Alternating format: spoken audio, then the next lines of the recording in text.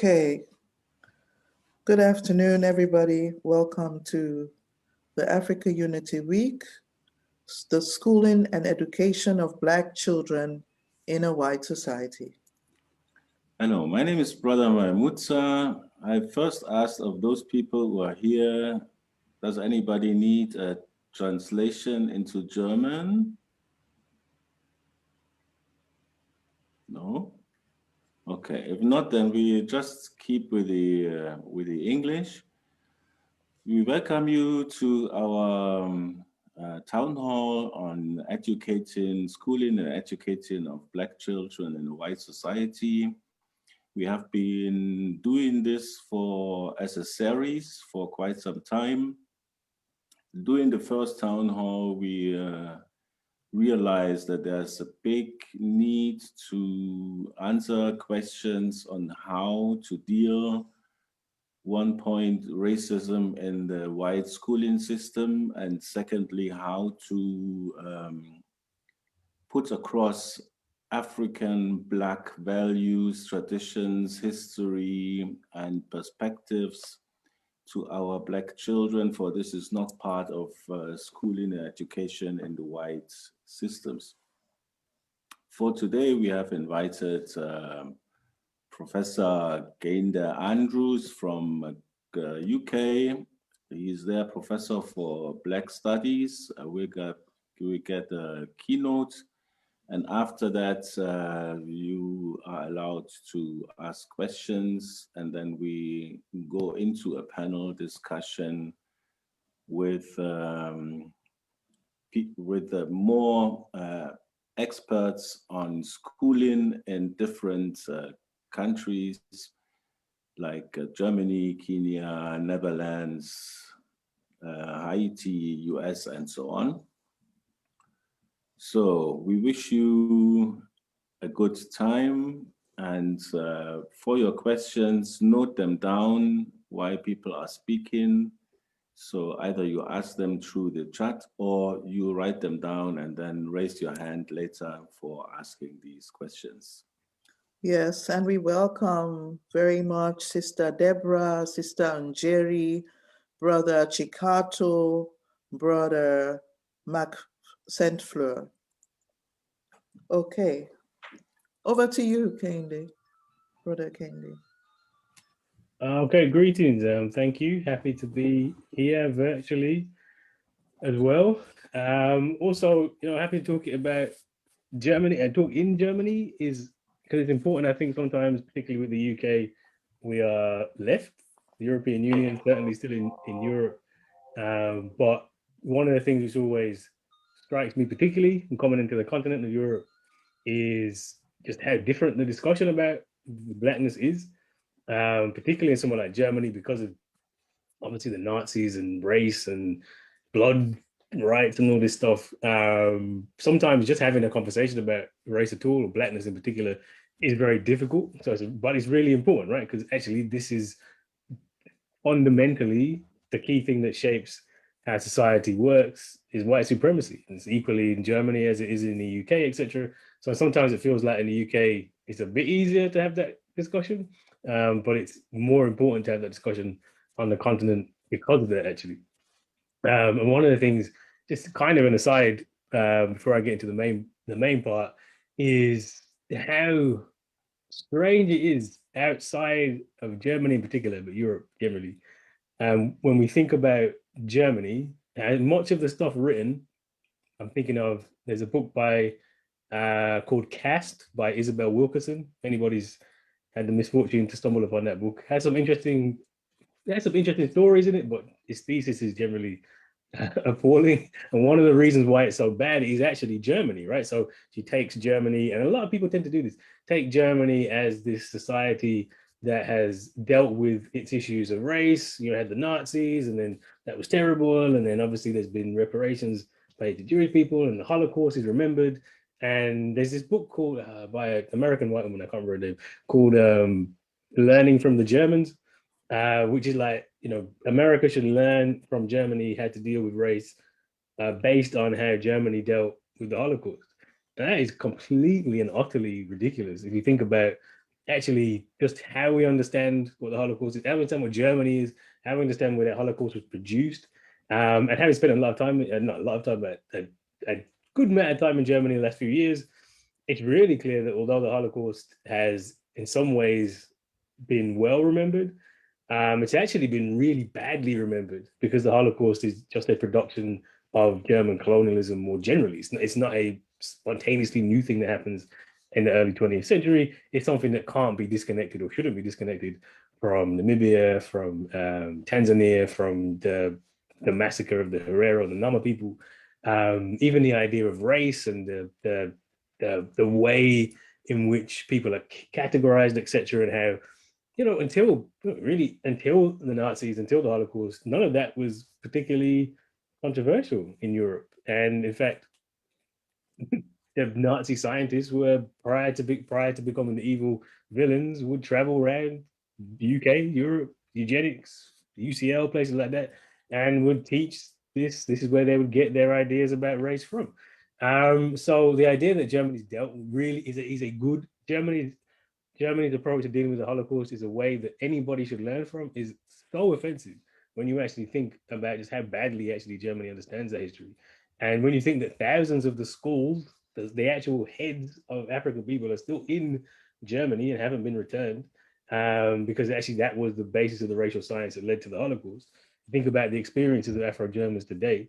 It's Germany's no better than anywhere else, like in any way, shape, or form.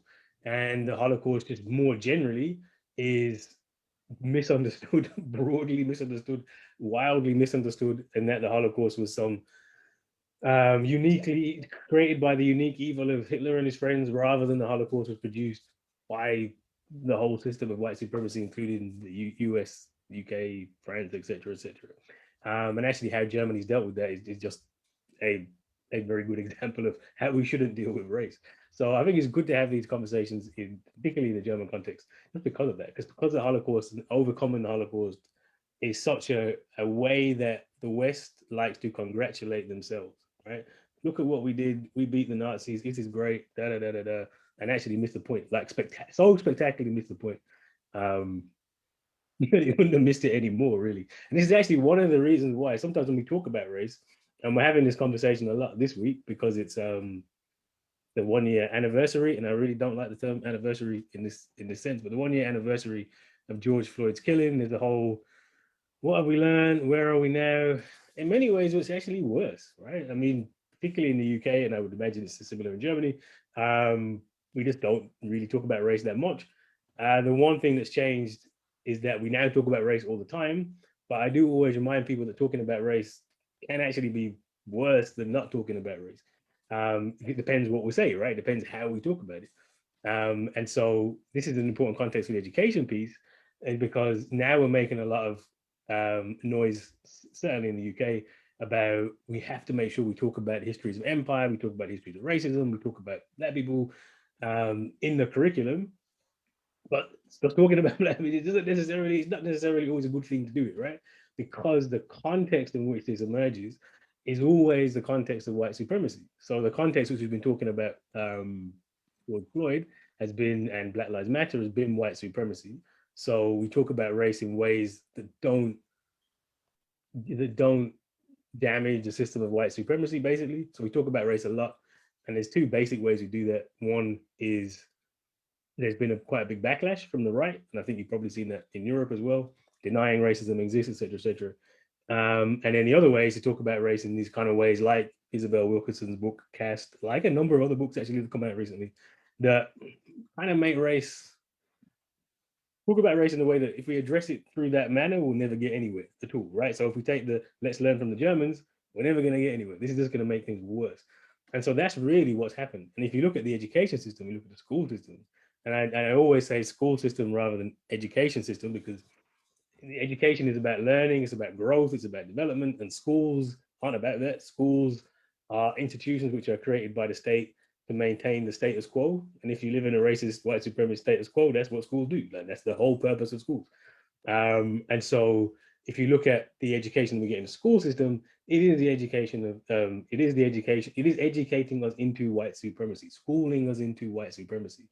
There is a reason why learning about the Holocaust is detached almost entirely from learning about German colonialism.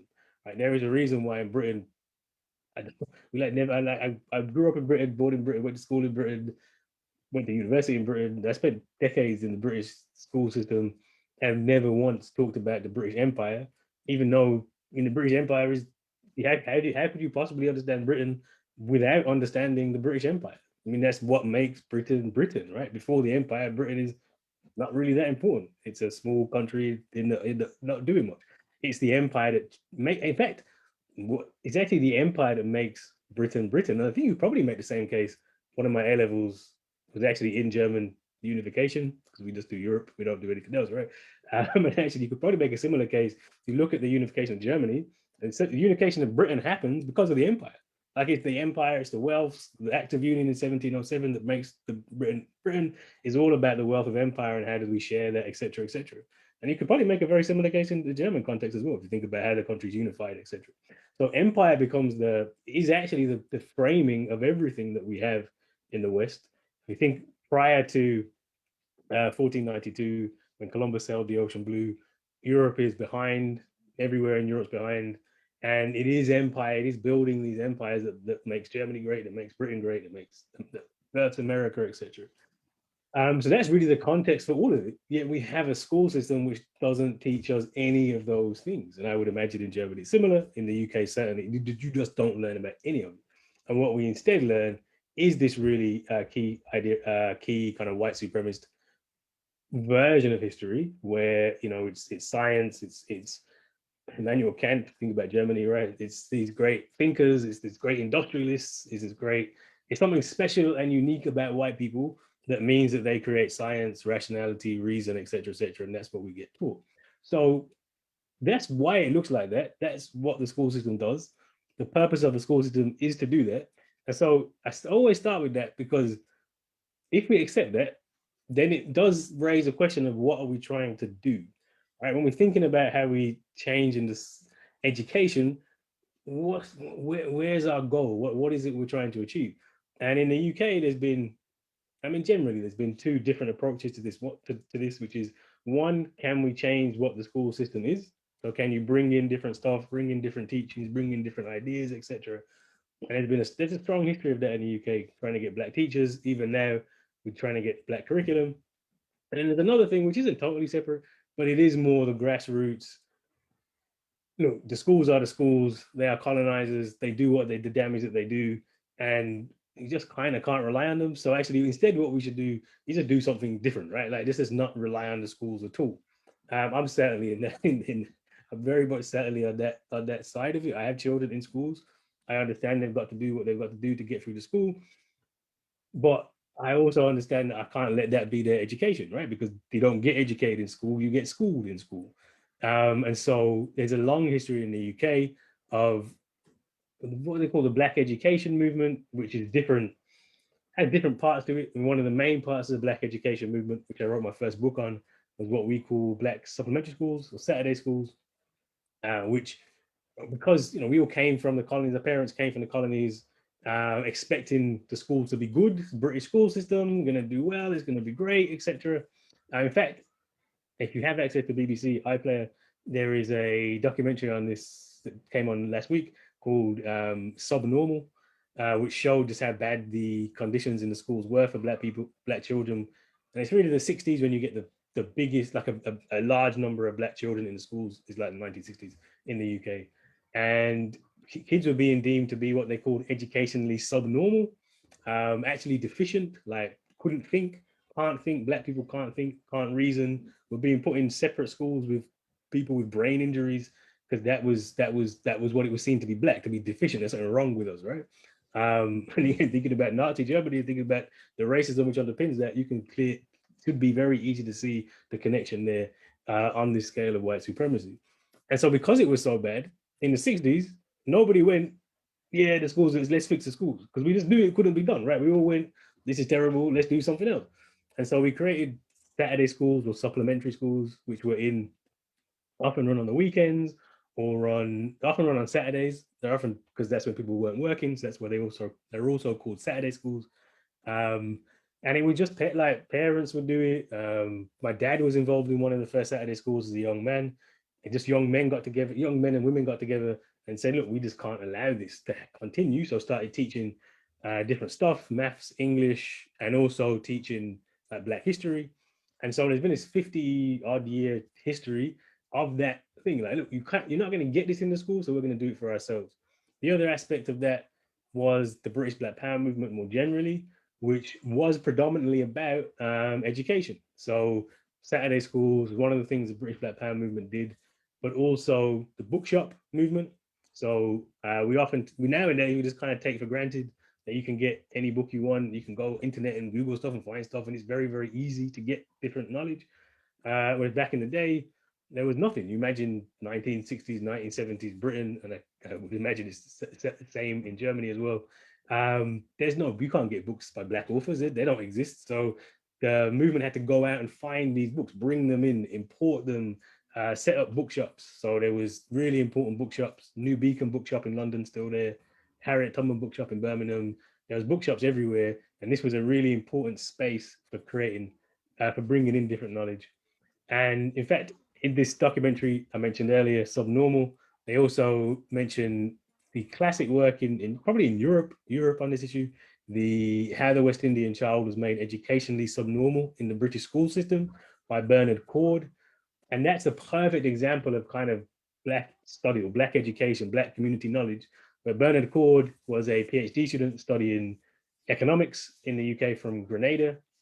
And he was teaching in one of these educationally subnormal schools just to make some money so he could support his studies.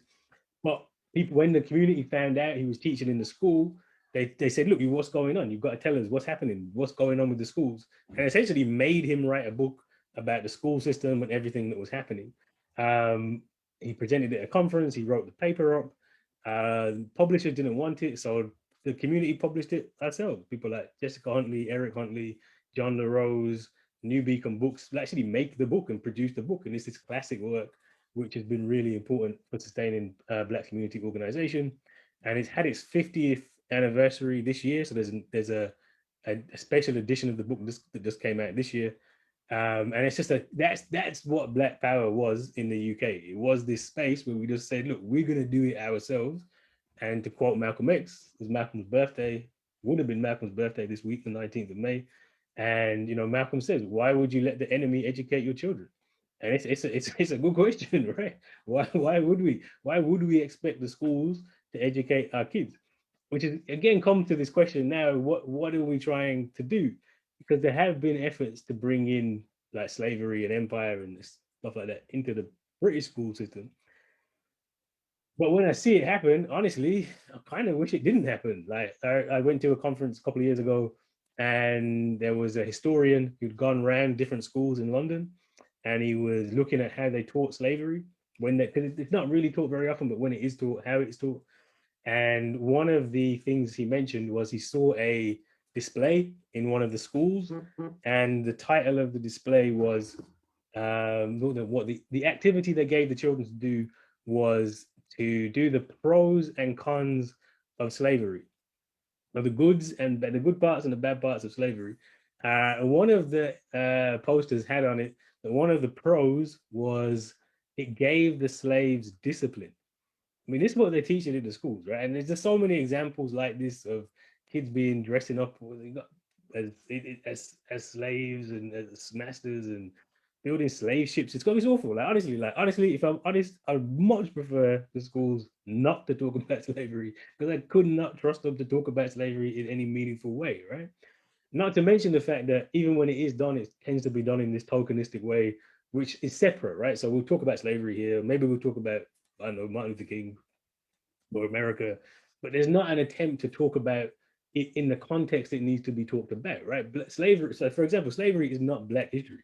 It's a history, right? And it's actually more white history in many ways than it is Black history. We're saying Black history, I'm not talking about slavery or empire. That's just how do you understand what the nation is, right? And the book I just published, A New Age of Empire, I tell a story about my A-level history, which is the same history class where I did German unification. We did the Industrial Revolution as well. And the causes of the Industrial Revolution were basically white people are great. I mean, let me summarize it. That was what they said. White people are great. So we have the Industrial Revolution. And I asked the teacher, what about slavery? Like, this seems like it's probably important given that it was happening at the same time. And his actual response was, what did he say? He said, oh, we don't ask about that again because it's not in the textbook, right? That was it. That was the end of the conversation, and we never talked about it again. And unfortunately, I mean, that was a while ago. I'm not that old, but old enough now. But that's still how it is. Like, that's still how the Industrial Revolution is taught.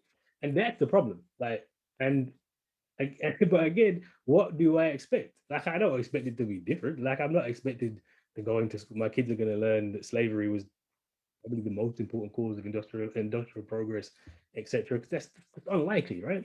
So the question then, and the question actually, this is because like, what did I do in that moment is kind of exactly leads to my career today, right? So in that moment when the teacher says to me, "We're not going to talk about slavery. It's not in the textbook," I went, "Okay." And I didn't mention it again, right? I knew what was needed to do to get through the school. I got an A in A-level history. That was fine. But I also learned and read myself. I found out. I spoke to other people. I had quite a good history of knowledge of what slavery was.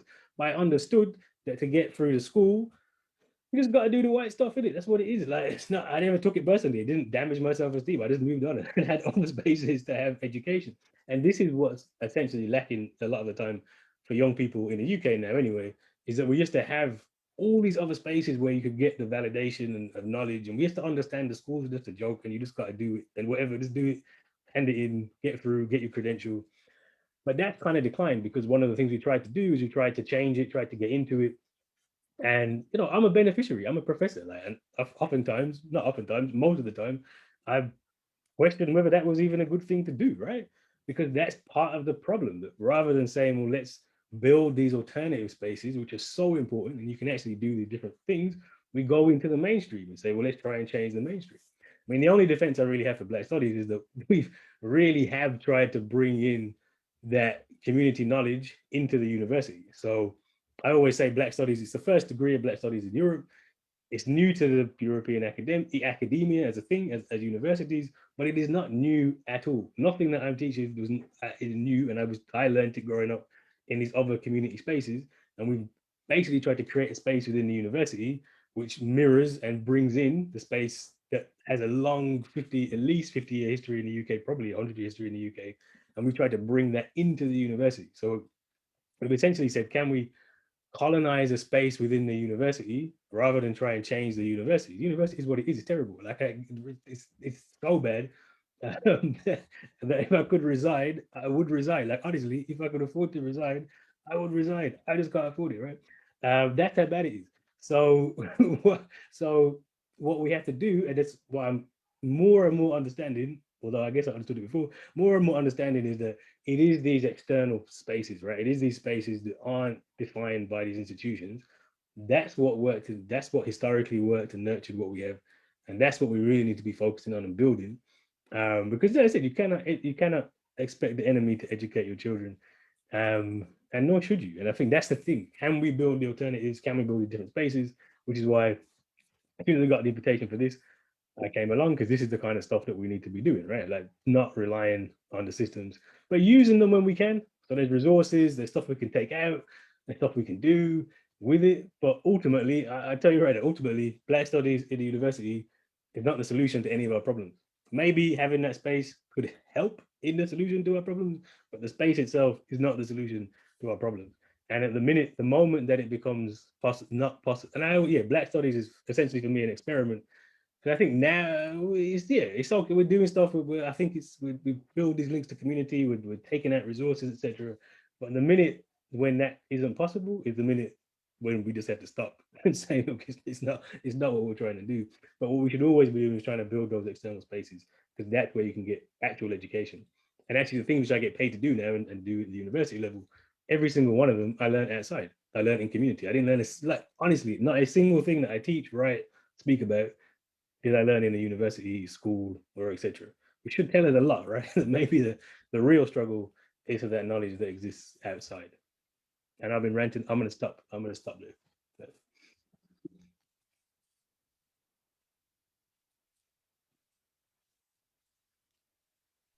Okay. Okay, thank you very much, Kehinde, for your thoughts and insight. I can tell you, yes, in Germany, there's this big problem with the connection of the slavery, the colonial time, and the Holocaust. We see it more or less as a straight line using colonial knowledge and industrializing it on the German Nazi scale. But what it means, we see it now with the genocide at of the Nama and Herero, and how Germany is now behaving towards Namibia, trying to avoid acknowledgement, trying to avoid payments for restitution, and finding like formulations like, from today's point of view, we would call it genocide. Like if we would ask, yes, they are asked, and the answer is not would or could. The answer should be yes, it was at any time a genocide. And this is what they don't want to acknowledge in order to avoid real restitution, also around the land questions and stuff like that. Secondly, Germany is like a world champion in learning lessons from history, as they say. But if we look into German institutions, then we see the continuity of fascist people building up the system, and even today, how police and others are going after Nazis or not going after Nazis instead of leftists and others. So this just to frame the German aspect of it. My question to Kehinde would be, how is the situation of alternative schooling, of any system in Great Britain to ensure that community learning, community teaching can be established? What are the hurdles? What are the problems connected to the so-called British values, connected to if something is called a school? This question. Yeah, so I think in terms of community education, it's still there. So we have this long history of Saturday schools or supplementary schools, and that hasn't gone. It's certainly declined. I think generally there has been, I mean, the pattern that happened here was you had Black Power. Black Power was really big in the 60s and the 70s, into the 80s. And then because of the successes of Black Power, we made progress, right? Like things changed a little bit. Like you could get some access into things. You started to have Black teachers. In fact, Saturday schools became part of some of the way that the schools ran. They started to get money from the state, etc. It opened up enough so that what Malcolm would call it token integration. So yeah, a couple of us can get jobs. Yeah, so I can be a professor. Believe me, there's like 140 Black professors in the United Kingdom. Me being a professor, you probably have more chance of dying in the next 20 minutes than you do of becoming a professor if you're Black in the United Kingdom. That's how bad it is. Like, it's terrible. That my breaking into it makes really no difference for anybody else. And so that's what we've got. Like, a few people have got in, wonderful. But what does that actually do for any of us? For all of us, nothing. In fact, in some ways, you could say it makes it worse. So because of that, though, we've kind of declined to support the grassroots organizations. They've kind of declined. Even Saturday schools kind of been replaced with like tutors. So we have a lot of tutors, so like people can individually pay for maths tuition, and all the politics is kind of gone, right? So there's not as much support for the politics. It's like, I just need to get my kid needs to get these grades, etc., etc. Having said all of that, though, I think that what happened not last year, because last year was kind of when white people realized that there was racism, but young people have been on the streets for years, like at least almost 10 years probably, in different ways, sparked largely by Black Lives Matter. But yeah, Black Lives Matter starts in 2013. It's a while ago, right? And there was mobilizations of young Black people continuously since then. This generation has kind of seen that was a dead end. That look, the systems aren't going to, like, yeah, a couple of you get in, but they don't change. And even when you get in, it's so bad you want to get out anyway. I think people realize that that's a dead end. So because of that, we're seeing a resurgence in things like Saturday school, support for Saturday schools has come back on the agenda in a big way. Money is obviously a big thing, but you're also seeing, like, especially with things like podcasts and alternative education, we've got like decolonize the curriculum, the free Black curriculum. There's lots of people doing different stuff. So there's loads of spaces now which do exist. And I think that's one of the things we're trying to push forward.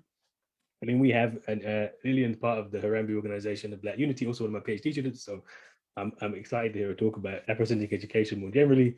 But you know, we have the Harambee organization of Black Unity, where we're starting the Garvey Education Center in Handsworth and Birmingham. So, and it's just money. I mean, it's money, it's resources. No, it's actually not that. It's us understanding that we can't rely on the school. That's the key thing. And once you have that, everything else falls in place. And you can see that it's starting to fall in place now. So I would expect to definitely have a lot more spaces in the next few years as people kind of just recognize what the system is, I think.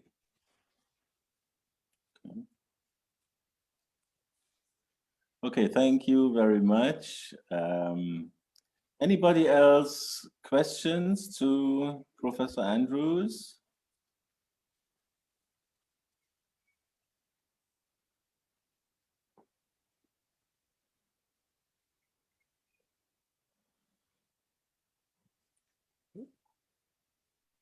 Yes. Judy? Dion, yes. Hi. Professor Andrews, I just wanted to ask you about, you said about the Pan-African schools existing, that they still do exist. I live in the UK, but we live in outside of London and not in a big city. And I wondered how common they are outside of the big cities. I live in Milton Keynes, because it's not something I'd ever heard about until I read Akala's book Natives. Like, it was something that was totally alien to me. And it was something that I didn't realize I could have options to, unless, of course, I did, like you said, found a tutor for my child, which is private, which wasn't something that it's not at all anything like what a Pan-African school could be like. So where are they available, if they still are, in the country? Yeah, the strengths and the weakness of Saturday schools has been the very, very grassroots. So like, I wrote a book about Saturday school 2013, and even when I wrote the book, I couldn't tell you how many Saturday schools there were in the UK, because nobody knows, right? It's like somewhat the micro to the kind of bigger ones, etc. But because of that, there's it can be very hard, even in a city, even if like in Birmingham, where's a Saturday school can be tricky. And if you're outside one of the big cities, there probably isn't one. Well, there could be, but there probably isn't, because they have tended to be around where there's, you know, bigger settlements of Black people within the cities. I think this is, again, one of the weaknesses, because it's so grassroots, you kind of only conserve locally, and it needs a kind of collection of people.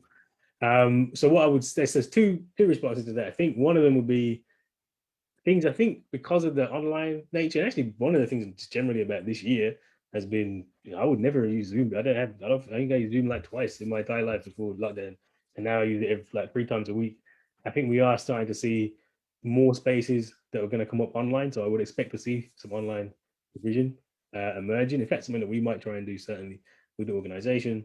And the other thing would be started, like, with people that started like, on a general level, people just started. They just said, look, we need a Saturday school, so we're going to start a Saturday school, bring people together, bring the resources in, and yeah, just do it. Like, if you need it, just do it. Like, and I'm sure you're not the only person in Milton Keynes, because things are getting a bit more diverse, I guess, around the country. But yeah, so there is a website called, what is this? Let me try and I'll type it in the chat. It's the National Association of Black Supplementary Schools. Black Supplementary Schools. They have a website and they have a directory. So they might have some stuff on there, and certainly if anything online they know about. But email, they're really nuts. So if you email them, they might be able to find you somewhere as well.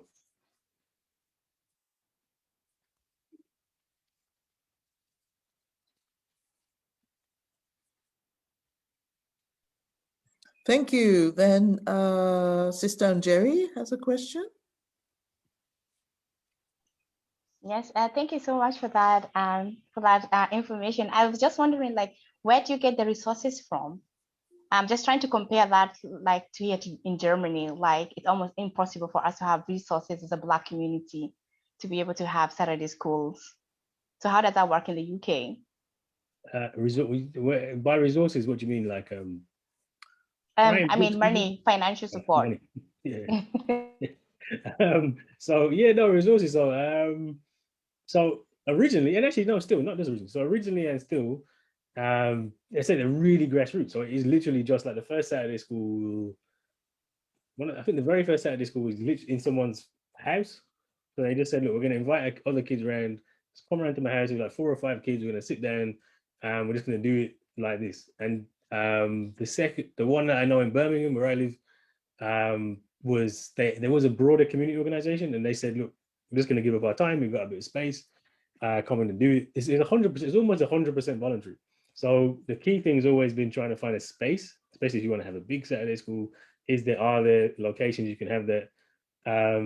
Are there places you can do that? So actually, one of the things that happens relatively quickly in Saturday schools is, well, one of the things that happens eventually in Saturday schools is the churches. So Black churches, I don't know if this is the case in Germany, but in the UK, certainly, Black churches are the one institution that has resources, has space. And after a while, at first the churches weren't really that interested. Like you had to kind of be forced into it. They weren't really on it. It's a bit too radical. But then eventually the churches kind of gave in to community pressure. And so many of them were located in churches and very different to Sunday school, but the Saturday school is, not religious. It's just about Black education. And so kind of put pressure on the churches because that's one of the places there was spaces of support. And then the second thing that happened, which is probably a bad thing in the long run, was the schools. So, I mean, schools are state funded, right? We all pay taxes. And so there were campaigns to say, look, give us some space in the school to run the Saturday school. We don't want any teachers. We don't want none of that. But we just want the space within the school to run Saturday schools.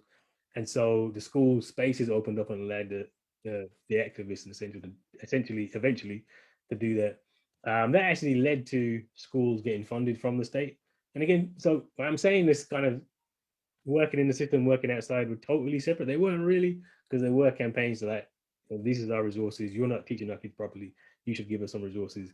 And so in the UK by the 90s, in fact, by the 90s, most Saturday schools got some kind of money from the state, not a lot, but a little bit. And then they charge parents like as little as possible. So you tend to find like £2 a week, £2 a kid you charge. But it was really just like that's it, because even now, and so we are looking to start when we open our building to start a Saturday school, and it will just be voluntary time. We have a building, thankfully, so we got space, donations, and just that's just how it's always been, really. Yeah, thank you so much. This is the 10th Africa Unity Week, and also run voluntarily, grassroots. Yes, but this is a very important question which always comes up. So I would like to invite here the panelists, Sister Odelia. She has started a school in Netherlands. So please introduce yourself and tell us how you started your school. What is the philosophy of this school? What are the challenges you faced and how have you overcome some of them?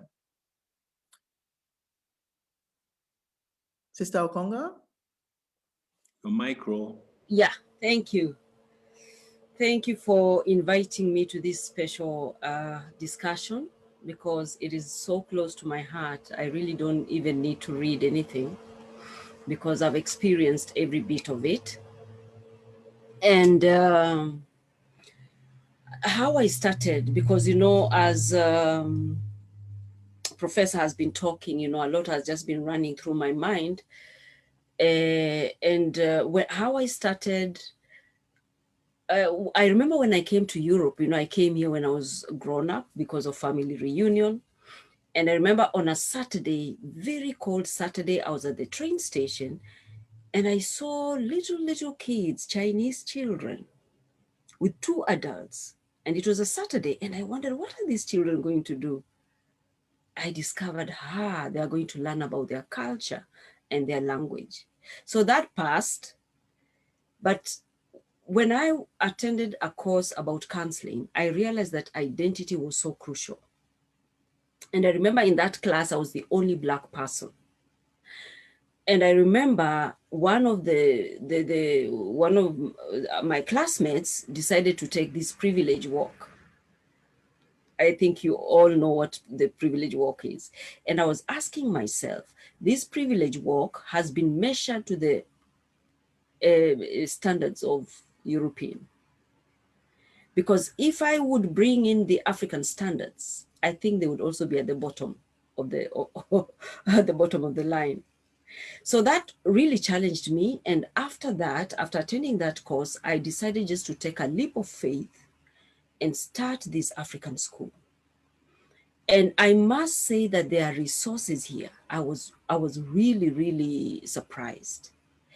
There are resources because I could rent a class very cheap. I could access everything in that school. In fact, a very beautiful building. If I wanted the music room, I could access. If I wanted the art room, everything. So this is what surprised me, that there were resources. But I remember when I released it on Facebook, most of the comments, especially from Black people, were, wow, you mean it's possible? And it took me back. Why is it that our people are afraid, even though nobody has said don't do it? And I was wondering, but who stopped you? Nobody stopped you. And even some people, some of my Black people did not want to associate with it. Oh, you know, I have to really take care of my job, you know. And I'm wondering, but this is nothing illegal. And up to this moment, you know, whatever I'm doing, I do several things in even translating in some courts, and I need a certificate of good conduct. And on Friday, my certificate of good conduct was renewed. And I'm telling people, African school has no issues because my certificate keeps being renewed. I can know that I'm in danger if it's not being renewed, but nobody has stopped us. Facilities are there. And what I came to discover is that even the white people, some of them are willing to help. So those are just my discoveries. And I want to encourage people, please go for it. If it is in your heart, just do it. Now, the other question was, what is culture? Culture, of course, is everything, you know, with everything that identifies a group of people. Their language, their dress, their spirituality, their food. And you see, like where I live in a village of 30,000 families. We are only 5 Black people. So when I started this African school, I couldn't start it here. I started it about 150 kilometers away in The Hague because there are more, you know, Black people there.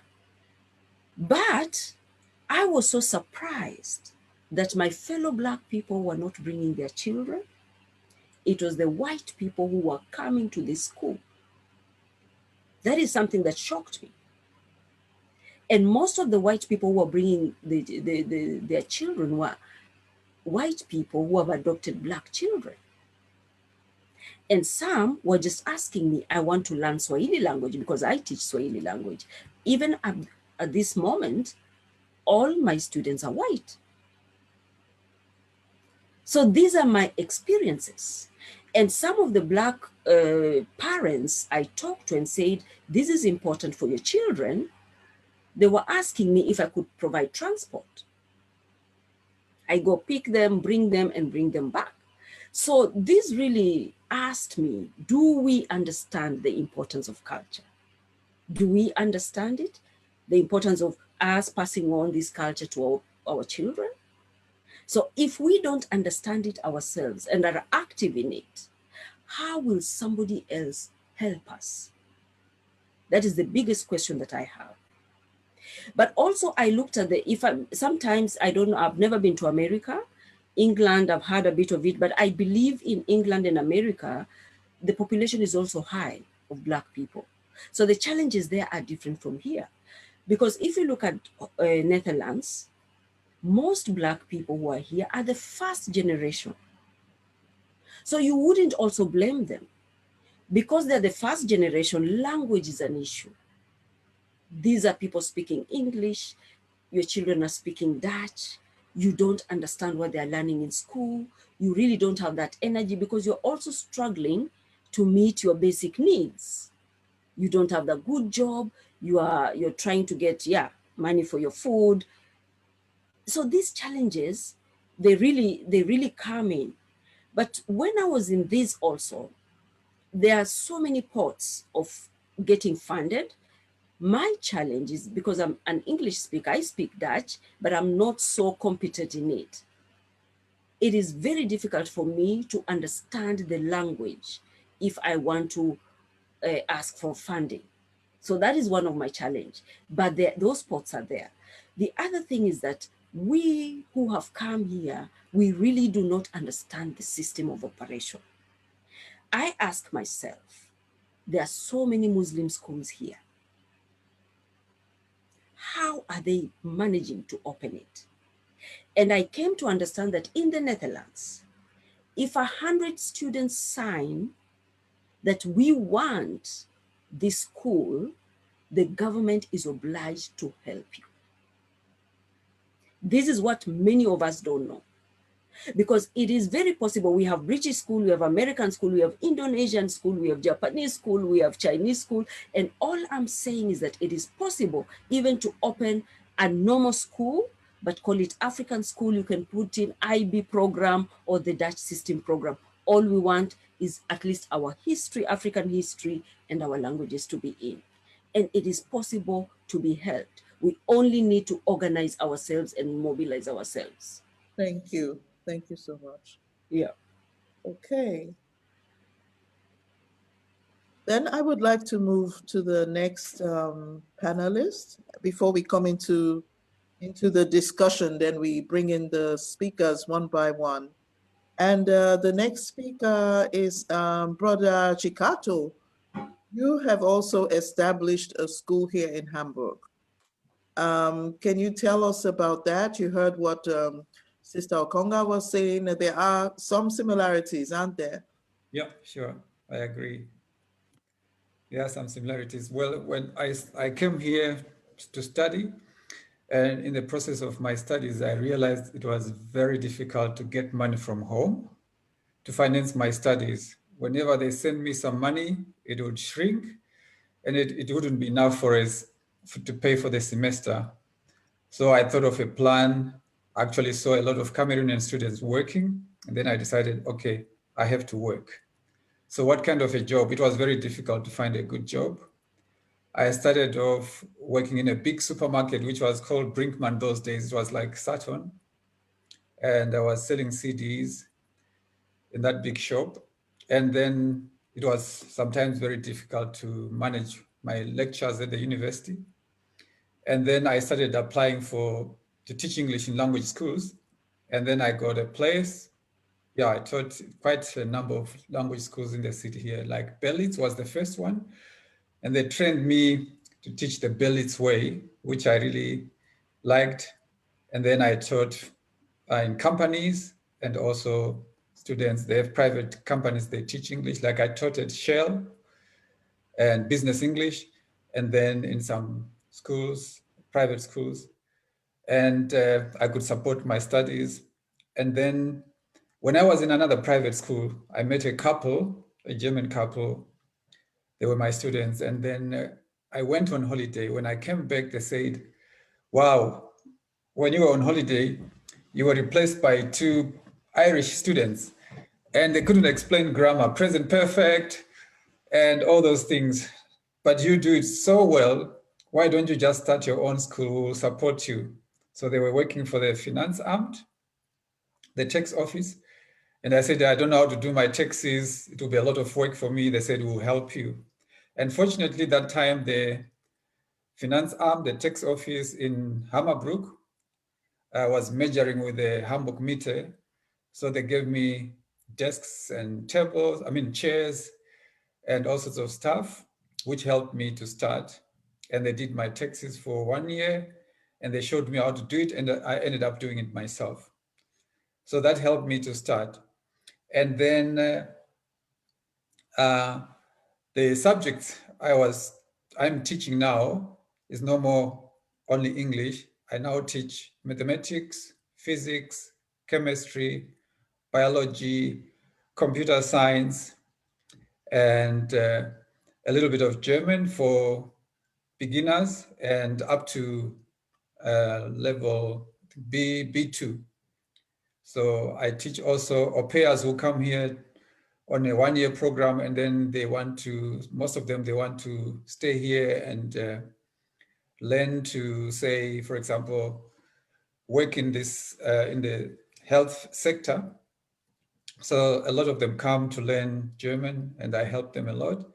And also some adults who have problems to manage the times in the normal formal schools, they also come to me and I teach them A1, A2, B1, B2, and they all pass. I only do it for 3 months, and the normal formal schools in the city, they do it for 6 months. So I do it very fast so that they can get their certificates and carry on with their programs.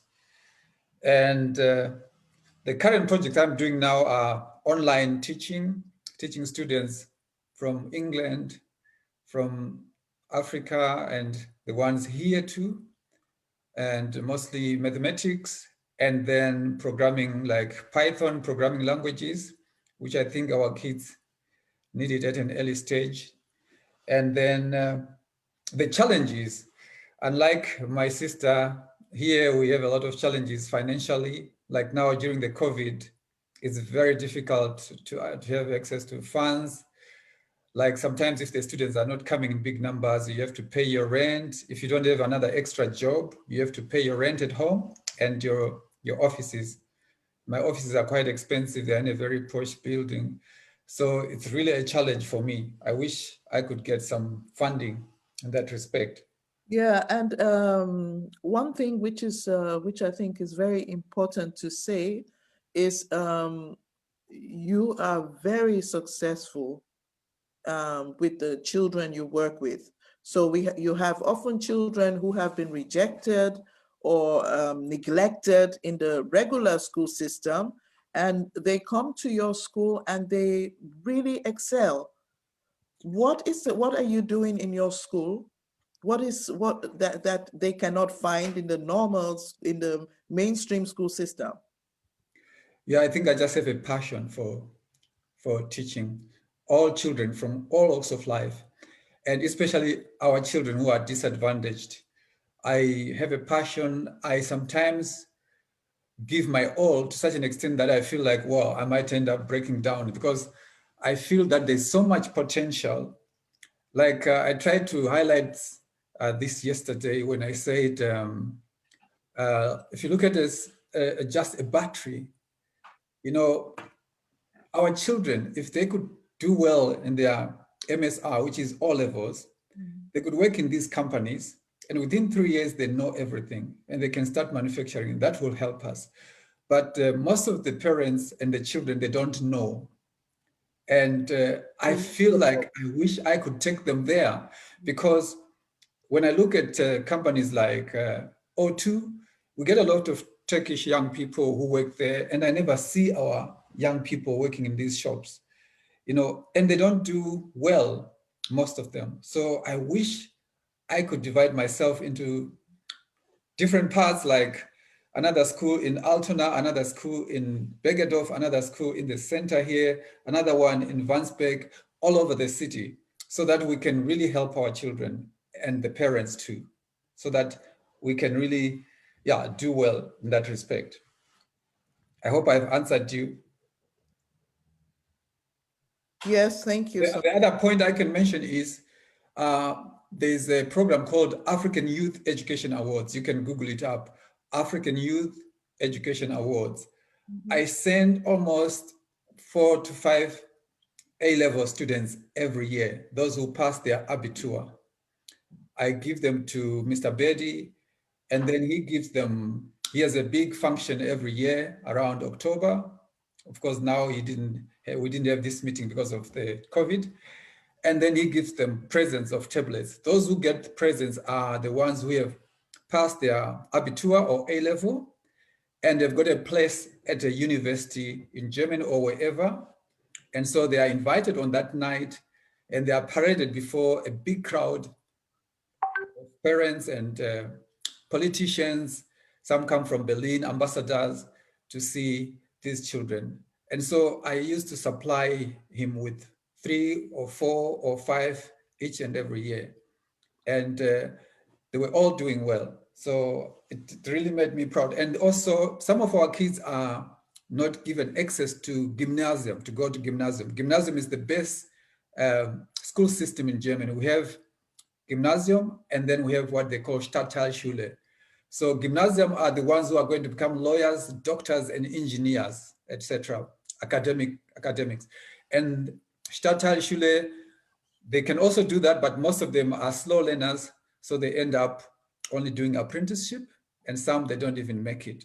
Mm-hmm. And our children sometimes don't make it to gymnasium. And it's one of the things which really makes me become so passionate to push our children so that they cannot be segregated to this other type of schooling like Stadtteilschule, so that they can also go to gymnasium, where they can also become lawyers, doctors, and engineers. Thank you. Thank you. Then I would like to bring in Sister Njeri. You also can maybe have heard what Brother Chikato has said, that most Black children do not have access to higher education, higher institutions.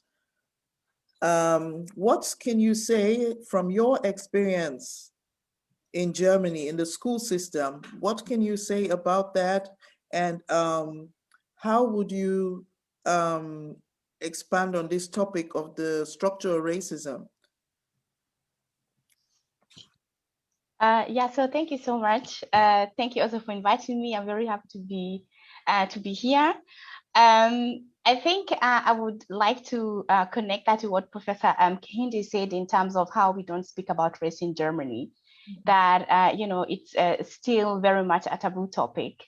And if we want to speak about race, then it's always, you know, about the schwa, and then everything else disappears, kind of is made invisible. While, you know, we forget that Black people have been in Germany for generations and generations. We just didn't come in the 1960s or in the 1940s. We were always here and have always been here. We only need to look at the, you know, the history of places like Bremen, Hamburg, Berlin itself, and even in my own city of Cologne. You know, there have always been these colonial relationships. And so the biggest problem, I think, with the German system is that it starts already in the kindergarten. So I am a mother of 2 small children. And what happens in the kindergarten is already even where you take your child to the kindergarten, the kind of stuff that they learn. Also, you know, kind of forms, just like Chikato said, if they will be able to go to gymnasium or not. Because sometimes it's the teachers who decide if a Black child will go to gymnasium or not. And we have this huge problem of, you know, the German system already selecting children when at a very young age, like when they go to Grundschule, which I think will be, I don't know the word in English, Grundschule. It's like when, you know, you go from kindergarten and you go primary school. Exactly, to primary school. Then, you know, and it already starts when they're already in class 5. And then you really get you know, this selection of, you know, kids who can go to gymnasium, kids who go to Hauptschule, to Sonderschule. So these are the like the lowest schools that you can go to. And unfortunately, 90, not even 90, I think 80% of our children are sent to these schools. And it's not because they do not understand the school stuff. It's because a teacher sits there and decides this child is not smart enough. And one of the things that they base a Black child not being smart enough is always on the language. And this is where I think it's a big problem, because what happens is that in German school, if you're Black parents and you speak a different language, they always insist that you speak to this child in German, because they say this child has to learn German, even when this child is born here. So if you're a new immigrant, first of all, you do not understand the language. You yourself are learning the language, which means that the language you're teaching your child is not the so-called proper language. So this child goes to the kindergarten, and then they say this child is not speaking the proper German. And I'm doing this because, language improper. And then this child is kind of caught in between, because when he's in the kindergarten, he's speaking, he speaks German, and we all know that children are capable of learning German and learning other different languages because they're children who are bilingual, trilingual. But it only happens to our children. When these are white parents who are maybe French and German, then the kindergarten teachers insist that the parents should speak to this child in two languages, that one parent should teach this child French, or the other parent should teach this other child German. And what they say is that this child will definitely learn the German language because this is your everyday language. But this is not the case in our case. When our children start speaking different languages, they're told, don't speak that language, that's not a language. So for instance, if your child is speaking Chui, or is speaking Malinke, or is speaking Swahili, or Kikuyu for that matter, we all know that when a child understands his or her first mother language, then the rest is very easy for that child to understand. But when it comes to our children, this is discouraged. So when these children want to continue, and they're already selected at such a young age, when they're still learning, when they're not mature enough, just like other German kids are trying to learn. Our kids are already separated in the 5th grade. Then the teacher says, oh, you're not good in German. Oh, you're not good in mathematics. If you don't understand the German language, then you cannot be able to do mathematics. You cannot be able to do chemistry. You cannot be able to do this. So these children continue learning, but there's always a differentiation of our children, because even when our children ask things in the class, most white teachers think they're asking because they're stupid. Mm-hmm. And they think they're not asking because they want to learn. When a white child asks, then this child wants to learn. And I'm speaking this from experience, because one day my kindergarten teacher used a very, very heavy word on my son. And I was very angry because, she said in German, she said that my child was not disciplined. And this is because my son asked something. And so I told her to define for me the word discipline for a 4-year-old. And how a 4-year-old is supposed to be disciplined when he is still in the kindergarten. And then I told her, my son has so many friends and they're all the same age. And when these children are together, I do not see a difference that he is less disciplined than, the other white kids. And of course, that's a direct attack also on the parents, because children learn from their parents. So if my child is not disciplined, means automatically that is also an attack on me. And this teacher did not understand. So I had to sit her down and teach her anti-racism, and how her language is also power, and how if you start speaking to our children at that tender age in such a manner, that is going to mold even how they're going to continue in higher education. And so most of our children are sent to Sonderschule and to Hauptschule, where it's clear that they cannot be able to go to the universities. And I think this is where the work of Chikato is very important, because this is exactly what we are missing here in Germany. We are lacking this space where our children, are not allowed to, they come from there and are not allowed to have that access to education like other white kids, which automatically means that they have even going to, getting places to work in the banks is not possible. Working in the big offices will not be possible. So where do our children end up? And then they keep on saying, we are not doing enough. Yes. So, and I think that's very problematic. Yes, thank you. You spoke about the importance of language, and you're a historian. And last time we were talking, and you were telling me about the importance of history. Can you please say something about that? Yes, so me and Professor Ngugi Afiongo and also Odile is in the group. We formed a group called CAL, which is about KEMET, our African Awards in Language Achievements, because we just think that our children need to learn their languages, and through that they can be able to learn their history. If we can start teaching our children directly from home that their language matter, and that, speaking German, speaking English, and speaking French and all these other languages is good, but start with your own language so that you can already be molded in a white society that keeps on telling you are nobody, that keeps on making you invisible, that keeps on telling you are not worth it. But if we can shape our children in an Afrocentric way of learning their history, learning where they're coming from, teaching them that they are, generation of kings and queens, and that we were the first people, and that we were, we are the we started the civilization. Civilization did not start in Greece, and then we'll mold children in a white society who understand who they are.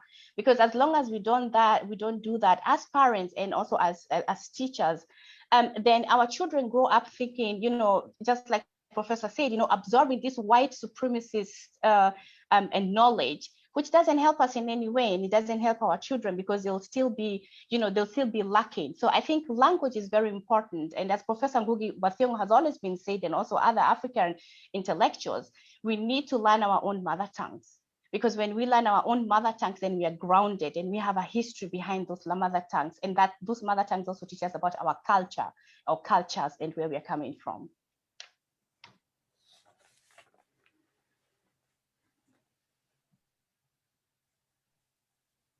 Did that answer?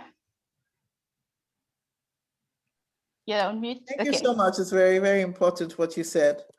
Brother Saint Fleur, please introduce yourself and also tell us a little bit about how important it is to have a role model, to have someone who looks like you teaching you in school, and also the difference between being educated in the States, the differences you noticed going to school, growing up in the States, and here the Black children who you teach. Absolutely. Well, first of all, thank you for having me. Thank you very much. And well, my name is Mario Saint Fleur. I was born in Haiti and moved to the US when I was 5 years old. And then from there, I went to school and I lived there for 25 years. Growing up as a kid, when I was in school in the US, we didn't have any problem of having Black teachers, Black principals, Black folks who were in power. So to me, it wasn't really a big difference until I came here to Hamburg and realized that we have many, many teachers who are not looking as the Black, who were not Black, and to me, it was a big issue here because due to the fact that we have a lot of students, my Black students, they were able to speak to me freely and more comfortable with me instead of my peers. And I never understood that because when they come to me, when my coworkers came to me and said, how is this student? I said, hey, he or she is pretty extrovert. She's doing good. He's doing good in my class. And my coworkers were shocked to hear those informations because they said the opposite of such a student. They say, hey, he or she never talked in the classroom. Why she never participates? To me, she's not comprehending what's going on in the class and so on and so on. And I think we do need to have more of our people to be empowered, especially teachers, doctors, lawyers, and police officers and so on, for our kids to see that people like us are in big positions. And the fact that if they are in positions that they can also be some of those people too. They can become teachers. And I'm in my school for 10 years now, and it's pretty sad to see that I'm the only Black teacher in my school for 10 years. And we have about 100 teachers, and none of them are Blacks. And the treatment of our Black kids here in my school per se, because I don't want to speak of other schools and so on. And I think it's it's sad, the fact that our kids are not really going through a good process, and they're not being comfortable enough to learn the way they would like to learn. And that's pretty much it. I would like to. Thank you so much. Situation. Thank you. So Brother Mai Musta has a question. Yeah, I quite do understand that there's a big lack of Black role models in all institutions. But what we don't really have, as for say in the US, we don't lack Black police officers, and we don't lack Black police officers killing other Blacks. So the question is, we also have seen Barack Obama as a president, as a role model, and there was not much of a difference in the politics of the United States. So the problem is, if we talk of education, Do we want our Black kids to fit into the white system of oppression and do the same as white people would normally do? That's a Thank very good question. That's a very good That's question. that's a good question for actually for the next speaker, because that's the point she's touching on. So I'd like to welcome Sister Lillian. Please Hello. introduce yourself and what kind of education do our children need? Do they need to become police officers? What is Afrocentric education? Yeah, please go ahead. Okay, thank you for having me. So my name is Lillian Deborah. I was actually born and raised in Germany. So I was born in Munich. I moved to the UK approximately 8 years ago. And I'm a secondary school teacher in the UK. I'm a mother, and as Professor Andrew said, I'm a PhD student, one of his PhD students. And in my research, I'm focusing on Afrocentric education. So an education that is truly empowering for our children. And I'm looking at, okay, what does that actually look like? And Afrocentric education, so what is it? So there are so many different definitions of what Afrocentric education actually is. But the consensus seems to be that Afrocentric education is based on Black empowerment, African values and traditions and culture. And there are, several scholars such as Chika Akua, and she facilitated, or she wrote down 13 principles, for example, that Afrocentrication needs to include in order for it to be beneficial. So, but for me personally, Afrocentric education needs to make sure that our children are empowered and feel independent, foster independence, make sure that there is representation on every level, okay, from our resources. It's also different the way we teach. So how do we teach these children, okay? If we are focusing on African values and traditions, so how do we teach them? How do we understand education? But it's also about what subjects do we teach? How do we teach these subjects? I think we touched on this before. When we teach maths, where does math start? Where did science start? How do we understand religion? Where the religions, the Abrahamic religions, for example, our ancient African spiritual systems, everything is based on African culture and history. And for me, in the educational system here, if there is, so we have Black History Month, for example, so we have a little bit of Black culture in the mainstream education. And then we have these, which is often a tokenistic assembly. Then we have when topics such as slavery are taught, and we kind of touched on this as well, we then focus on the abolition through white people, the white savior coming and taking it away, Africans selling each other, that kind of thing. And there's never, resistance is never mentioned. We never hear of Toussaint Louverture. We never hear of Yasantiwa. We never hear of these stories and of our resistance and of our resilience. So Black culture, so an Afrocentric education needs to not only mention Black figures, but celebrating Black culture and history, and understanding that our plight or the situations where we are in at the moment is very short when we look at our history and our ancient African civilizations. Then colonialism and slavery is obviously a very significant part of our history, but it's a very little one. And in order for us to understand where we have to be and where we have to go, we need to understand our history. And that is very important. Afrocentric education also needs to ensure and combat all the issues that Eurocentric education, that we get by Eurocentric education. For example, in the UK, we have We have an issue of racist bullying is increasing. We have a situation where our students, Black students, are up to 7 times more excluded than their white peers. We have teachers' expectations so much lower they have lower expectations of Black students. We have, obviously, they don't feel themselves represented in any shape or form. So that can often, there's this lack of knowledge of self, which can, for example, and also with the racist bullying and all these things, can result in skin bleaching to all kinds of things. So there is a lot that Afrocentric education needs to facilitate in order for it to be successful. And I'm very passionate about this topic because I think that once we feel empowered, that a lot, that would change everything. And yes, so I've experienced both the educational system in the UK and in Germany. And yeah, we need Afrocentric education everywhere. That's all I'm saying.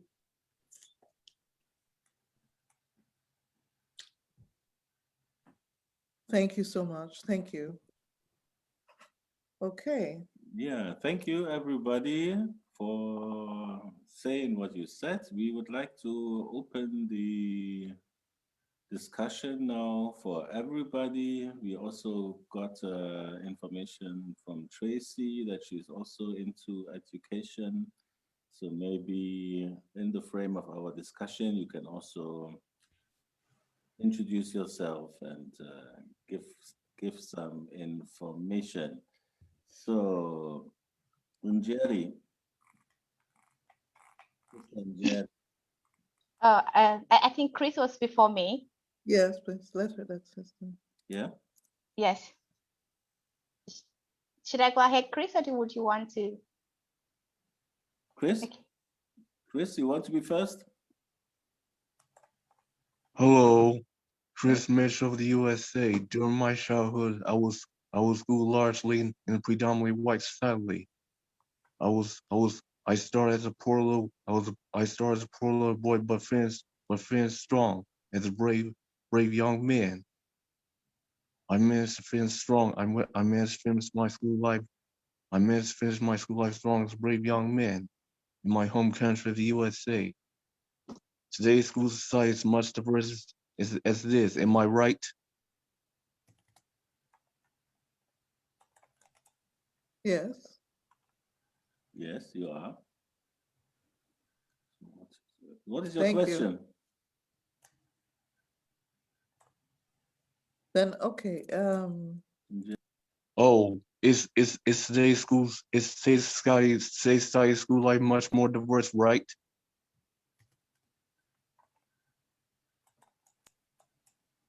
Am I right that today's school society is much diverse? Could you please type in the chat? We can't understand you acoustically. We're sorry. But if you type in the chat, then we could read it. Thank you. Okay.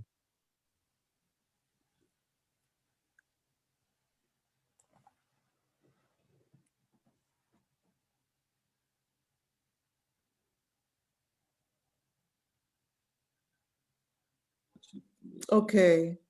Sister Njeri, and then Sister Tracy. Yes, thank you. I just wanted to add to what Mario said in terms of why we, he's the only Black teacher in Hamburg, and not only in Hamburg but in a lot of schools here in Germany.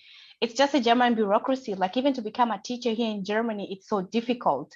The structures that are here, which can make you become a teacher, are just almost impossible. If, for instance, if you're Black and you do not have the German passport, for you to do like your Referendariat, which is, after you have been you've finished your master's and then you want to do, that Referendariat so that you can be a teacher, because then you become beamtet. I lack the English word beamtet, but so that you can be maybe married. Civil servant.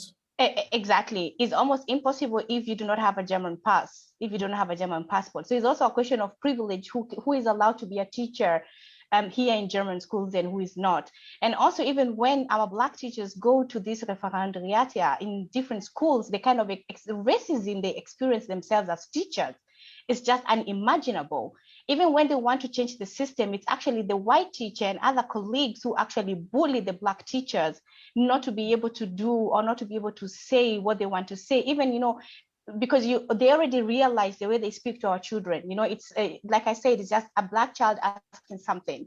The relationship between a white teacher and how a Black teacher is going to answer is very different. So that also makes it very different for us to have Black teachers here in Germany. And that is something, when you're talking about decolonizing, that also has to be decolonized here in Germany, like in terms, can we have more Black teachers and how can we dismantle that kind of, system that makes it impossible for our Black for Black educators to be teachers in German schools. Even the training.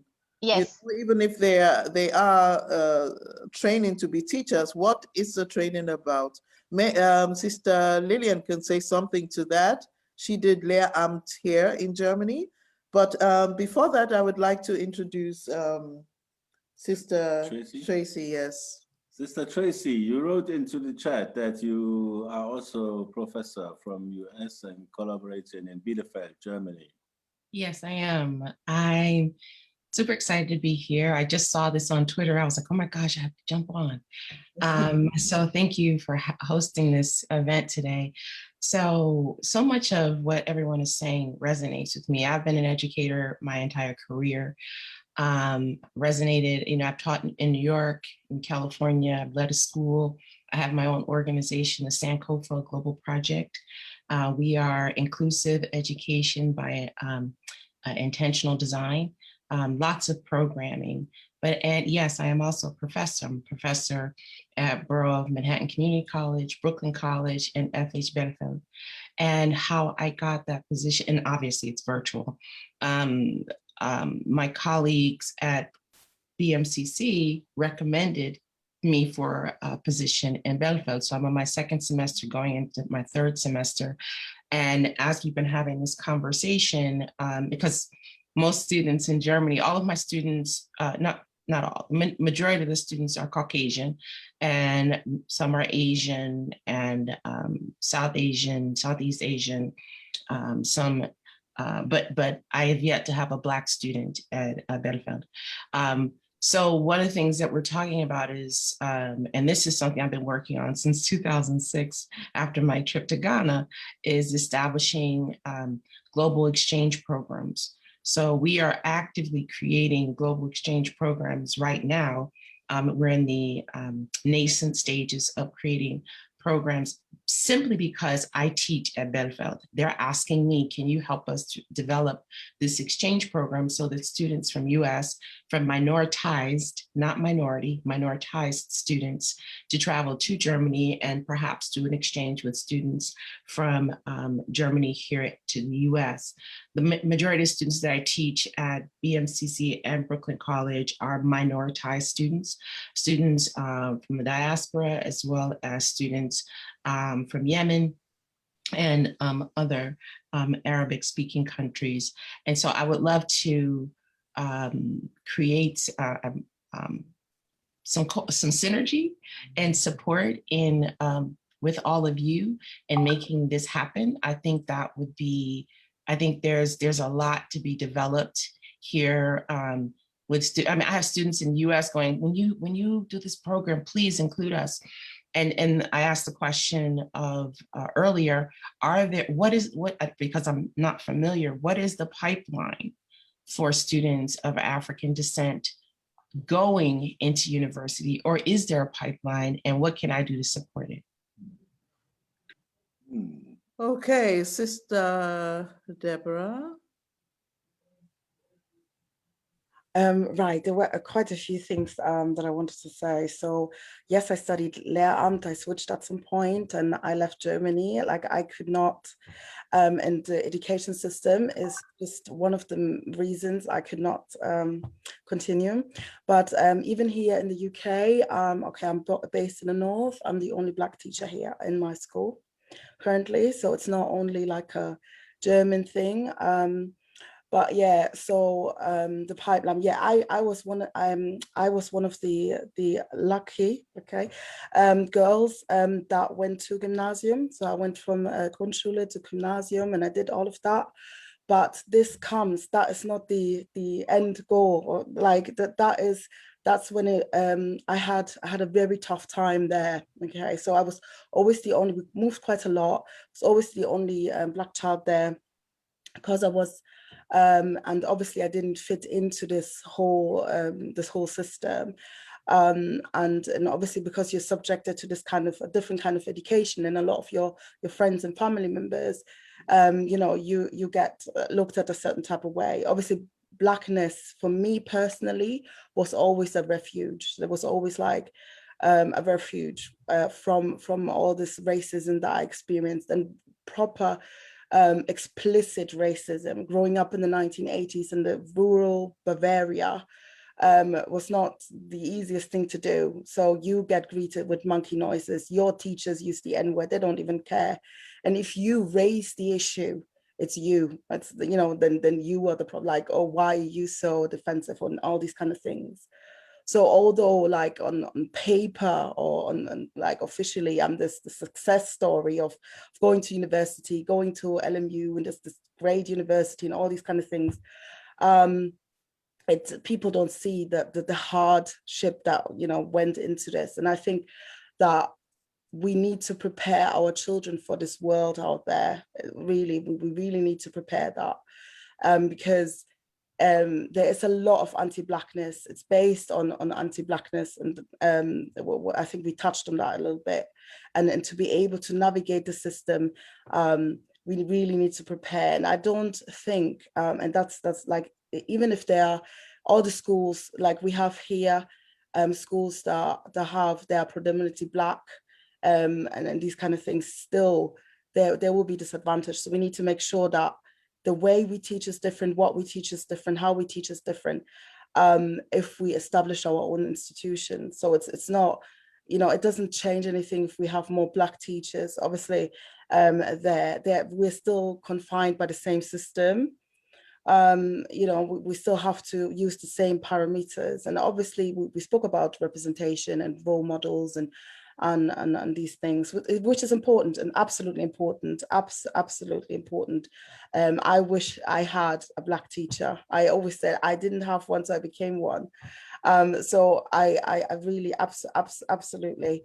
But I'm just saying, I think it just doesn't go far enough. We just really need to put in this work and take the education of our children, and the next generation, the generations to come, very seriously, because otherwise nothing is going to change. Nothing, absolutely nothing.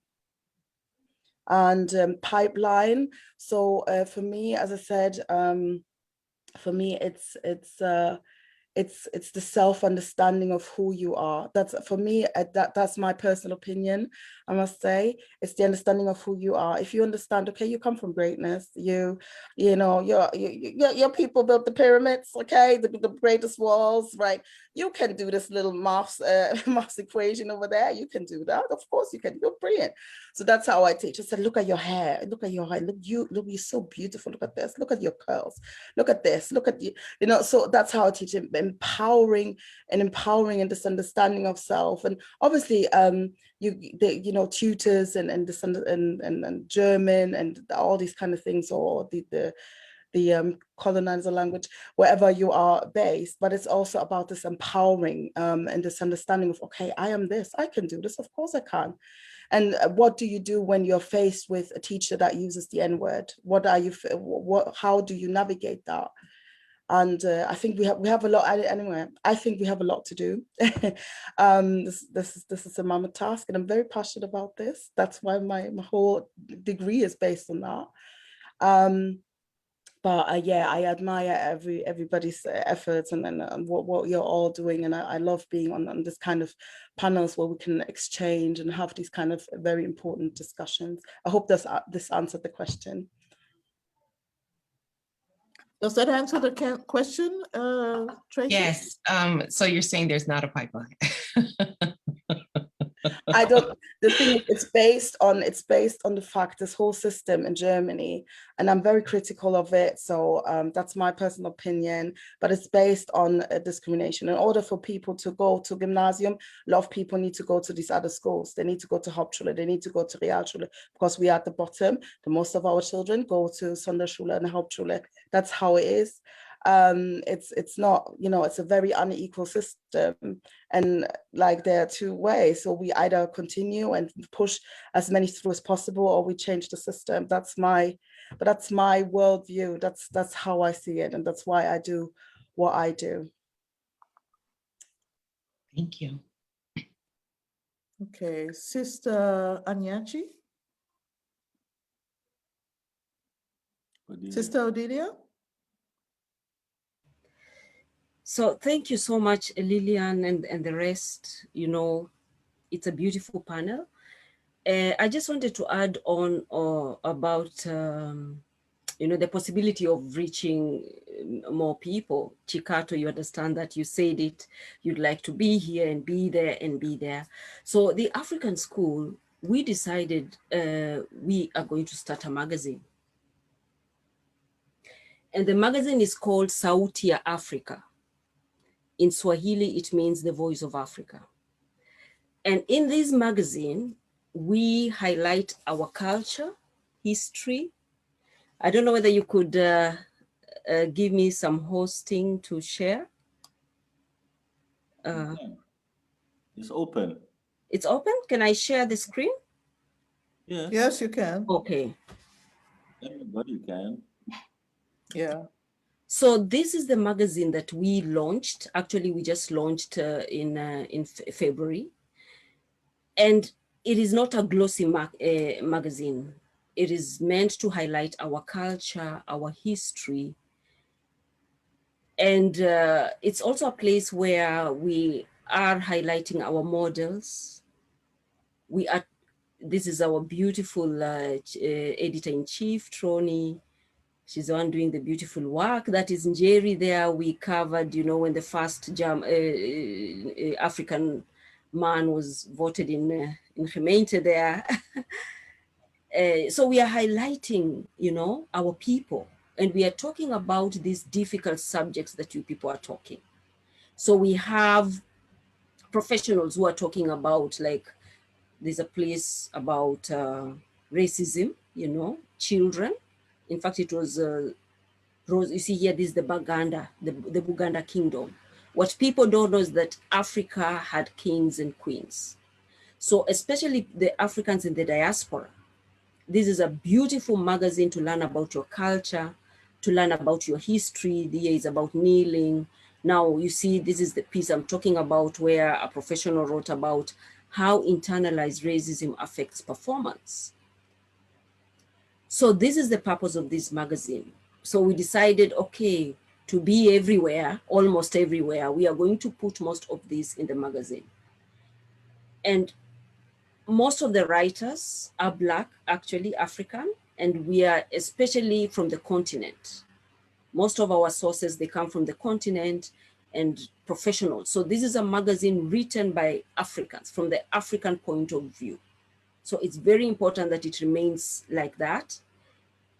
You know, we have our fashion, we have food, so all the categories that you can find. You see, we are talking about injera there. Okay, okay. Yes, thank you. Thank you so much. You're welcome. Yeah, this is another way of educating. Yes. With a magazine, and using all forms we can, because that's something which can easily be brought to the people, right? Thank you. Okay. Sister Tracy already started and touched on the point of synergy and collaboration. Where do we go from here?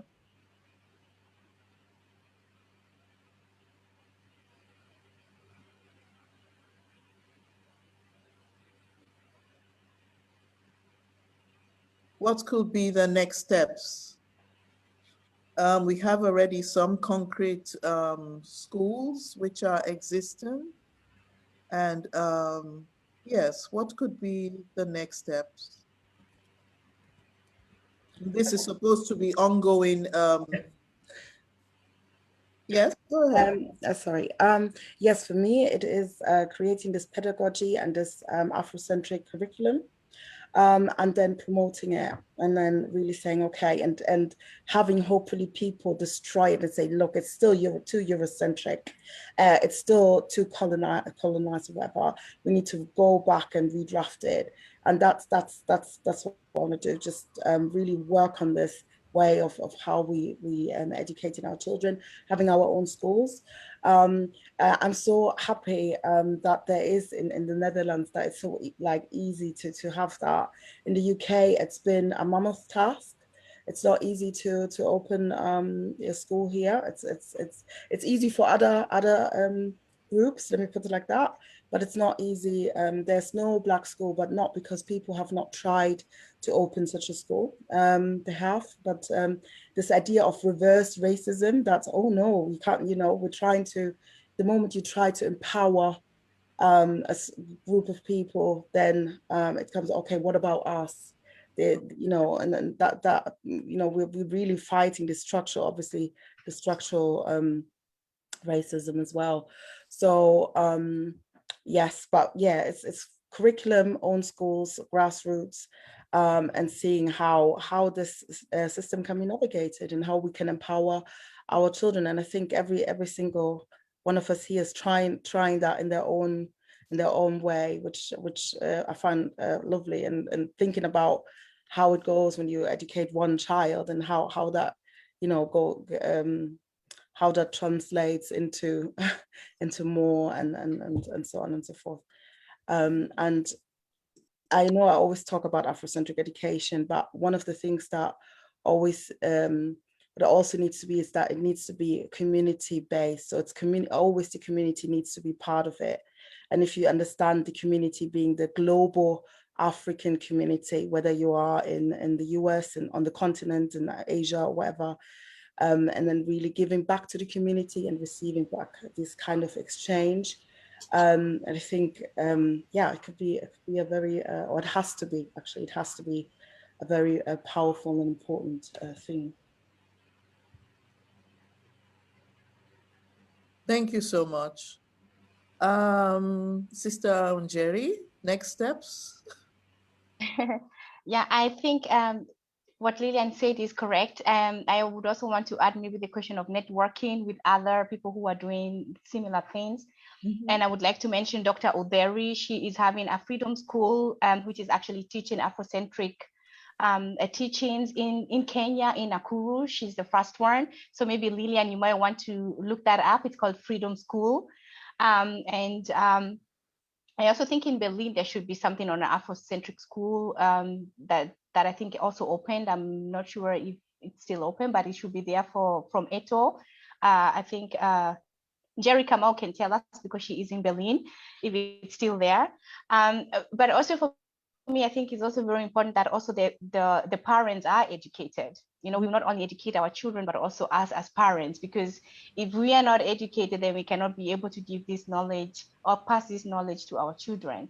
I was just talking the other day to somebody, that, like I am Kenyan, but I've lived outside of Kenya for such a long time that I've missed most of the most important history, like the role of Mau Mau women in Kenya. And then I just found someone who knows the baddest Mau Mau warrior woman, General Mudhoni, and I'm like, this is the education that needs to be taught not only in the diaspora, but even in the continent. Most of us don't even know about this history, or even some of the things like women like Michelle was doing. So, and I think networking is very important. Thank you so much. Thank you. Okay, we're coming slowly to the end. Then, Sister Diane. Hi. Yeah. So, as for next steps, I've always, as parents, and I mean, as a parent, this is where I'm sitting. There's an online community called Khan Academy, which a lot of parents have discovered most so during the pandemic. which is an online school that's created by a Muslim man in America who basically wanted it to be free education for anyone who could access the internet anywhere in the world. And how would it be to have an Afrocentric equivalent that basically taught all these subjects, including all these places that parents are not able to access because they don't know they even exist, all in one place like Khan Academy exists. Khan Academy is all different videos run by experts or taught by experts in their fields.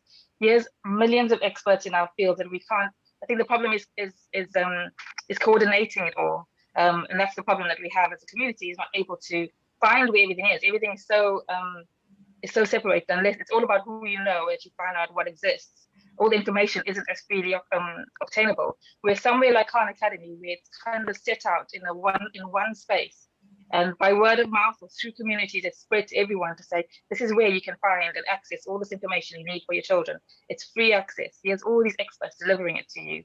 Here's the free resources. The magazines, the books that are being created, all of these exist here, and find them. And this is where you can buy them in your own community. Is there something that maybe we could do in a similar way as a community that means creating something as big as Khan Academy is? Thank you. Thank you. So please don't forget to put the information in the chat so that we can continue this exchange. I would like to give over to Brother Kehinde for the closing remarks. So we have Sister. Okay, we take Sister Nana Ashantewa, and then I hand over to Brother Kehinde for the closing remarks, and then Brother Maimutsa. Sister Nana.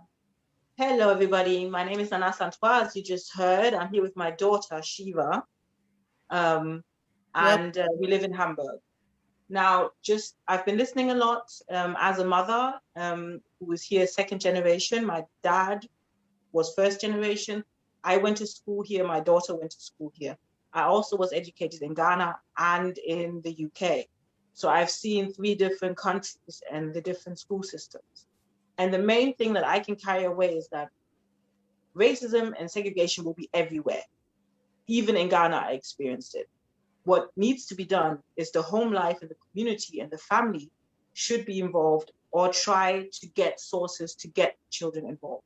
I was not supposed to go to gymnasium, but I did. My daughter was not supposed to go to gymnasium, but she did. It was all the effort of parents, the communication with the teachers, knowledge of the school system, extra education at home. Like I got all my education about African history and whatever at home. I'm obviously fortunate. My dad was a doctor and very educated and so on, and the whole family, lawyers, all of that.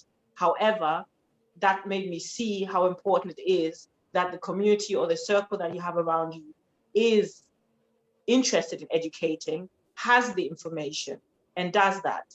I spend my weekends learning the things that are going to come the next month in school. Like I had to deal with that at the weekend. My dad wrote out, you're doing biology today and chemistry and stuff that we hadn't even started yet. So by the time we started it, I was prepared. Also, I mean, you can talk for yourself. I think the most empowering thing for a student is to have, or as a child, the most empowering thing is to have a parent that stands behind you no matter what, and that actually knows what's going on. So when I was bullied in school by my teachers, my mom could sit down with my teachers and say, I know you're not allowed to say this. I know you're not allowed to do this. I know that if you give my child a worse grade because of her skin color, I can take you to court for this. I can go to the press for this, and you will lose your job. So either do it correctly or don't have a job at all. And not just to have my mom stand up for me in front of my principal, in front of all of my teachers, in front of the different schools that I went to, but also when I was coming home crying and not understanding why I wouldn't get the same grade as a white student next to me, she could explain to me, this is what's happening. It's because of your skin color. It's because they think that either you're copying from someone else, or they just don't take your words as face value as they should. So you have to work double, triple as hard as everybody else. That's just the way it's going to be for the rest of your life. But it's going to be okay, because everything you earn is yours. Every grade you earn is yours. Every praise you earn is yours. And it's your own full work. And if I didn't have someone at home to not necessarily push me, because I was a very inquisitive person from a young age, but to encourage me to reach for something that I didn't have yet, then I wouldn't be at university now. Okay, thank you so much for sharing that experience. Thank you so much. We know that the thing is also with the issues that we're talking about, that they're structural and systemic. So there are here, for example, in Germany, like we were discussing with Jay, or like some of my clients, we have clients who have crossed the Mediterranean to be here, who are working 4, 5, 6 odd jobs at odd times and cannot support their children and cannot offer the support that the children need, you know. So it's a very good point. The parents must play a role, the community must play a role, and there must be a community involvement. Okay, so to end off, we hand over to Brother Kehinde for the closing remarks. Yeah, thanks everybody for that. It was really interesting listening and seeing the context, especially in different places as well. And just a reminder that it's, you know, racism is racism, and it plays out slightly differently in England, and slightly differently in America, and slightly differently in Germany, but it's the same thing, right? And we're all suffering from the same problem. I mean, it's great to see there's so many different attempts to solve it as well. I mean, obviously that is always the case, right? Whenever there's racism, there's resistance, so that shouldn't be a surprise. I mean, I think in terms of next steps, one of the things that we are keen to do, just get into space to do, is we've been talking about a global Black Studies curriculum for a while. It sounds a bit like the Khan Academy, where we just bring all the different stuff together, all the different resources, make it freely available, put it online, so that there is, you know, that's one of the advantages of this online thing as well, I think, especially that we've learned over the last year. So it's definitely something that I'm going to be doing, we're going to be doing as part of Black Studies. And so we'll reach out to people as well.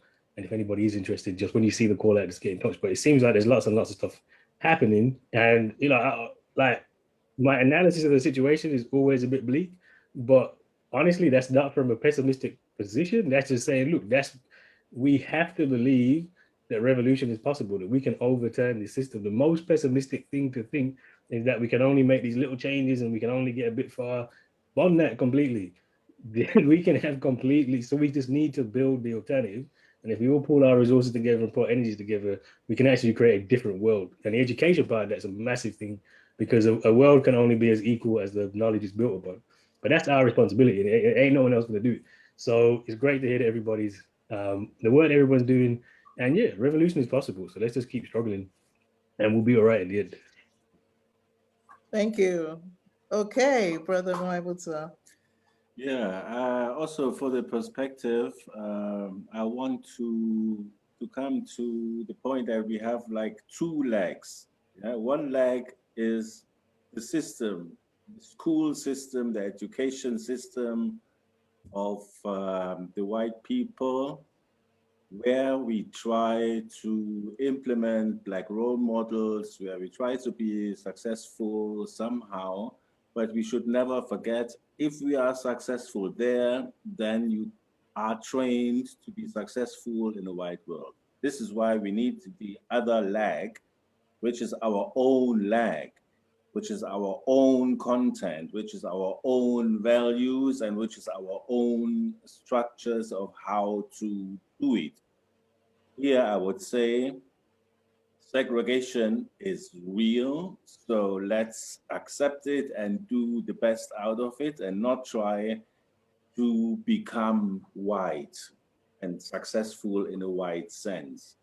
There are many things Black people have contributed to what also the white system is all about. So all this is being like appropriated, is made invisible, and at the end of the day, it's like white people getting prizes, this and that. But the basic things, many of them have been done with Black people. So this is also something we have to teach in our own things. And this is what we like to talk for the future, how to build the structures for our Black education, and how can we combat the racism of the white system, which will be there. So this is something that is an ongoing project, I think, as long as we live, at least, and our children will live. So, Yeah, thank you so much to everybody for being here. Thanks again to the United States of Africa, of which we are part. Thanks again to GPAN, Global Pan-Africanism Network, and African Unity Week, Africa Liberation Day. The struggle continues. And we know that the Eurocentric ways of doing and knowledges that is leading to the destruction of the planet cannot be the answer to the education of our children. So thank you very much for all the work you're doing, and we will continue working together. Africa unites. Thank you. thank you very much. Thank you, everybody. Unity for the world. Unity for the children of the world, especially. Thank you, speakers. Thank God you. bless. For having us. Thank you. Thanks Bye-bye. to all the speakers. Unity Thank for you. the world. Thank you so much. Thank you.